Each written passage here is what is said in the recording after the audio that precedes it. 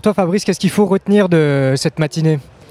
Moi, je retiendrai une citation qui est celle de Spider-Man. With great powers come great responsibility. En fait, ce qui a changé quand même, c'est qu'aujourd'hui, les entreprises, elles ont un pouvoir absolument dingue dans la société. Elles sont attendues par le public, par l'opinion sur un certain nombre de sujets, notamment des sujets sociétaux, évidemment l'environnement, mais pas que, l'égalité homme-femme et tout un tas de sujets liés à la vie sociale, la vie sociétale. Et donc, elles sont très attendues et en même temps, il y a une forte défiance à leur égard. Et donc, tout l'enjeu et ce qui a vraiment changé aujourd'hui, c'est qu'il faut que les marques arrivent à créer du sens pour embarquer les publics, pour créer de l'adhésion par rapport à cet engagement qui doit aujourd'hui être la raison d'être des entreprises. On a vu pas mal d'études, pas mal de chiffres qui ont été évoqués ce matin. Si on devait en retenir qu'un, lequel ça serait pour toi ? Moi, il y a un chiffre qui me marque, qui est un chiffre qui sort de l'étude du groupe Havas qui s'appelle Meaningful Brands.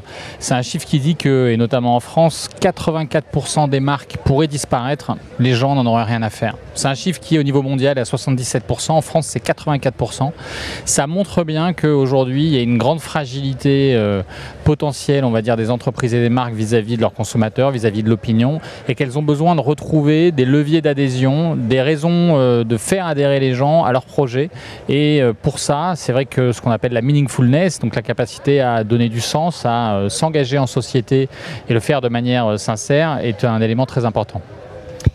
On a vu beaucoup de cas de marques ce matin, on a eu la chance d'avoir beaucoup de cas authentiques, sincères.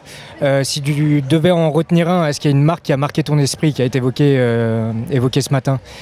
Ouais, ça serait assez facile de revenir sur Nike, même si je pense que c'est pas un prix qui aurait dû avoir le Grand Prix en outdoor, mais qui peut l'avoir de manière plus générale, puisque évidemment le cas de Colin Kaepernick est formidable. Mais je reviendrai sur un autre cas d'une marque américaine, mais qui n'était pas de cette année, qui est le cas de Boost Mobile, qui est cette entreprise de téléphonie américaine qui, à l'occasion des élections, a transformé son réseau physique en bureau de vote pour favoriser le vote des notamment populations les plus populaires aux États-Unis, qui est un vrai sujet de la difficulté à avoir accès au bureau de vote et donc à pouvoir créer de la participation chez les classes populaires, et donc ils ont transformé leur réseau de distribution en bureau de vote pour aider à favoriser justement le vote et donc à booster la voix de ces classes populaires.